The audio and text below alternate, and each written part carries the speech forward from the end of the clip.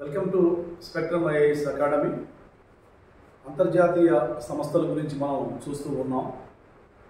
అంతర్జాతీయ సంస్థల్లో రెండవది మనం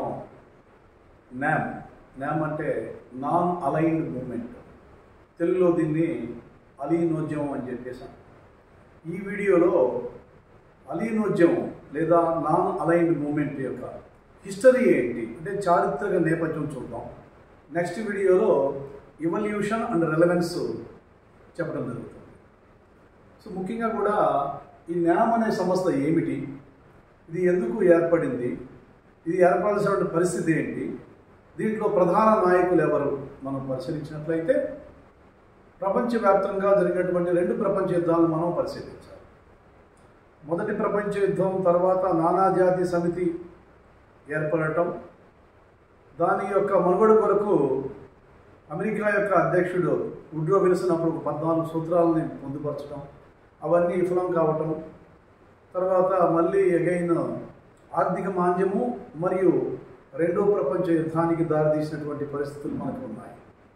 2వ ప్రపంచ యుద్ధం మనకి 1939 నుంచి 45 వరకు జరిగింది.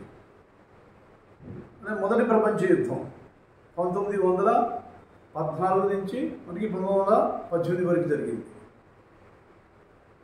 ఈ 2 యుద్ధాల తర్వాత మనకి నానాజాతి సమితి ఏర్పడింది, విఫలం చెందింది. మళ్ళీ 2వ ప్రపంచ యుద్ధం వచ్చింది, ఒక సమర్థవంతమైనటువంటి సంస్థను ఏర్పాటు చేశారు, దాంట్లో మనుగడ సాగించాలి. అయితే 2వ ప్రపంచ యుద్ధం అనంతరం ఏమైందా అంటే ప్రపంచంలో 2 సూపర్ పవర్ కంట్రీస్ ఏర్పడ్డాయి.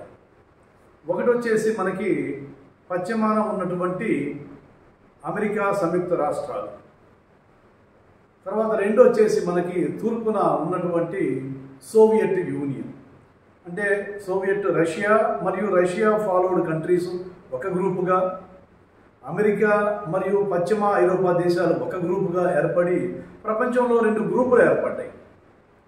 ఇటువంటి విధానాన్ని మనం ఏమంటామంటే బైపోలార్ సిస్టమ్ అని చెప్పేసి అంటాం, అంటే ద్విధ్రువ ప్రపంచము అని చెప్పేసి అంటాం. అంటే 2వ ప్రపంచ యుద్ధానంతరము ద్విధ్రువ ప్రపంచంలో ప్రయాణం చేయాల్సినటువంటి ఆవశ్యకత ఉంది.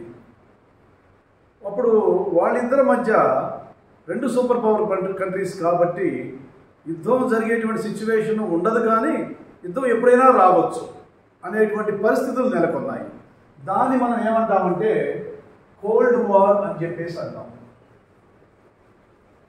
తెలుగులో దీన్ని ప్రచ్ఛన్న యుద్ధము అని చెప్పేసి అంటాం.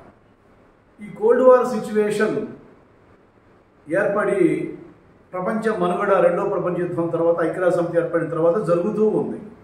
ఇటువంటి నేపథ్యంలో వారి యొక్క సంపదను బట్టి మిలిటరీ బ్లాక్స్ని ఏర్పాటు చేసుకోవడం ప్రారంభించారు. అమెరికా మరియు పశ్చిమ ఐరోపా దేశాలు కలిసి ఈ యొక్క మిలిటరీ బ్లాక్స్ని ఏర్పాటు చేశారు. నాటో, సీటో, శాంటో అండ్ జూస్, North Atlantic Treaty Organization, South East Treaty Organization, Central East Nations Treaty Organization, తర్వాత ఆస్ట్రేలియా, న్యూజిలాండ్, యుఎస్, ఈ 3 దేశాలు కలిసి ఒక ట్రూపు. ఈ విధంగా 4 మిలిటరీ బ్లాక్స్ అమెరికా మరియు పశ్చిమ ఐరోపా దేశాలు ఏర్పాటు చేసింది. దానికి ఆపోజిట్లో సోవియట్ యూనియన్ మరియు ఈస్ట్ యూరోపియన్ కంట్రీస్ అన్ని కలిసి ఇక్కడ వార్సా ప్యాక్టా ఆర్గనైజేషన్ ఏర్పాటు చేసింది. అంటే యుఎస్ఎస్ఆర్ అంటే రష్యాతో పాటు Romania, Bulgaria, Estonia, Poland, Hungary, Belarus, ఈ దేశాలన్నీ కూడా మనకి ఇక్కడ లాత్వియా, ఇవన్నీ కూడా ఇక్కడ దీంట్లో ఉన్నాయి. ఇవన్నీ సభ్య దేశాలుగా వార్సా ప్యాక్టా ట్రీటీ ఆర్గనైజేషన్, అంటే వీళ్ళు ఒక మిలిటరీ బ్లాక్స్, వీళ్ళు ఒక మిలిటరీ బ్లాక్స్ ఏర్పాటు చేసుకుని యుద్ధానికి సిద్ధంగా ఉన్నటువంటి పరిస్థితి ఉంది. మరి ఆ నేపథ్యంలో వాళ్ళిద్దరూ ఆ విధంగా ఉండకుండా అప్పుడే వలసవాదం నుంచి బయటపడి స్వాతంత్రం పొంది నిలబడుతున్నటువంటి వర్ధమాన దేశాలు, ముఖ్యంగా కూడా లాటిన్ అమెరికా, అంటే దక్షిణ అమెరికా, మధ్య అమెరికాని కలిపి మనం లాటిన్ అమెరికా అంటాం.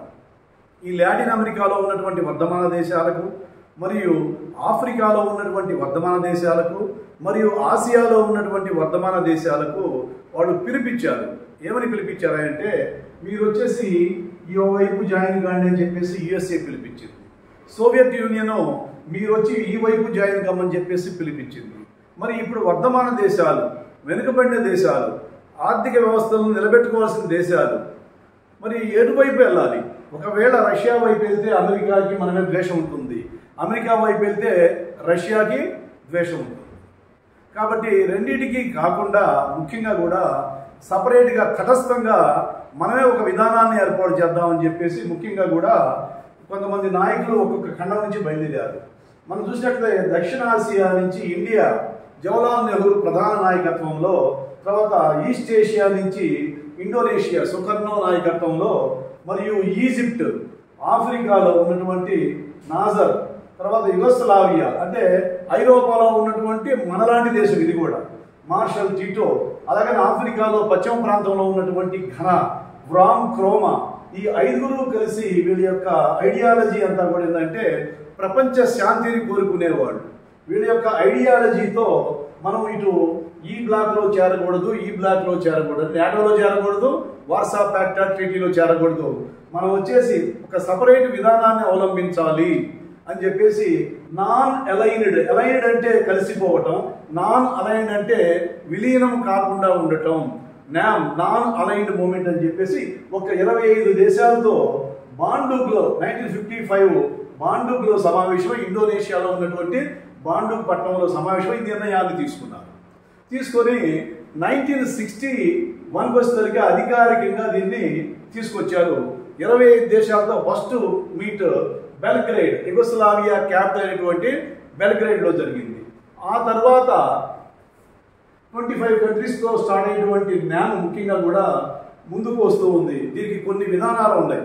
ఏమున్నాయంటే ఒక దేశం ఇంకో దేశం మీద దురాక్రమణ చేయకూడదు, ఒక దేశం వేరే దేశం యొక్క జాతి వివక్షత విధానాన్ని కొనసాగించకూడదు, ఒక దేశం వేరే దేశం యొక్క సార్వభౌమాధికారాన్ని దెబ్బతీయకూడదు, ఆర్థికంగా, సాంఘికంగా, తర్వాత రాజకీయంగా, వర్తక పరంగా, సాంస్కృతిక పరంగా అన్నీ కూడా ఏంటంటే సహాయ సహకారాలను అందించుకుంటూ ముందుకు పోవాలని ఇవన్నీ కూడా ఒక ఎజెండాను తయారు చేసుకుంది. అయితే అలా కొనసాగుతున్నటువంటి న్యామ్ యొక్క సమావేశాలు ఎవ్రీ 3 years జరుగుతాయండి. మనకి ముఖ్యంగా కూడా భారత్లో 7వ న్యామ్ సమావేశం శ్రీమతి ఇందిరాగాంధీ ప్రధానమంత్రిగా ఉన్నప్పుడు 1983 న్యూఢిల్లీలో జరిగింది. ఆమె నాయకత్వంలో న్యూఢిల్లీలో జరిగింది. ఆ విధంగా న్యామ్ కొనసాగుతూ ముందుకు రావటం జరుగుతుందండి. అలా వచ్చి న్యామ్ దాదాపుగా కూడా 120 దేశాలకు చేరుకుంది. 20 దేశాలతో స్టార్ట్ అయినటువంటి న్యామ్ 120 దేశాలకు చేరుకుంది. దీని యొక్క 18వ మీట్ వచ్చేసి బాకు అజర్బైజాన్లో జరిగింది 2019లో.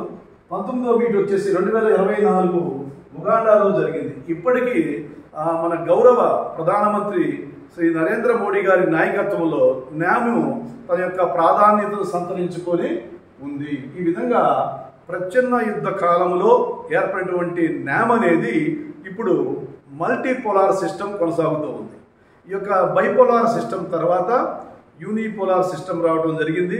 అంటే సోవియట్ యూనియన్ విచ్ఛిన్నం కావటం, ఏకధ్రువ ప్రపంచం రావటం, తర్వాత ఇప్పుడు గ్లోబలైజేషన్ కాన్సెప్ట్లో అన్ని దేశాలు బాగా అభివృద్ధి చెందుతున్నాయి. భారత్ కూడా బాగా ఆర్థికంగా అభివృద్ధి చెందింది. ఇప్పుడు ఏంటంటే ఏ ఖండంలో ఆ ఖండంలో కొన్ని గొప్ప దేశాలు ఏర్పడి ఇప్పుడు బైపోలార్ కాదు, యూనిపోలార్ కాదు, మల్టీపోలార్ సిస్టమ్ ఉంది. ఈ మల్టీపోలార్ సిస్టంలో న్యామ్ యొక్క ప్రాధాన్యత ఏంది అన్నది నెక్స్ట్ వీడియోలో మరొకసారి చర్చిద్దాం. Thank you very much.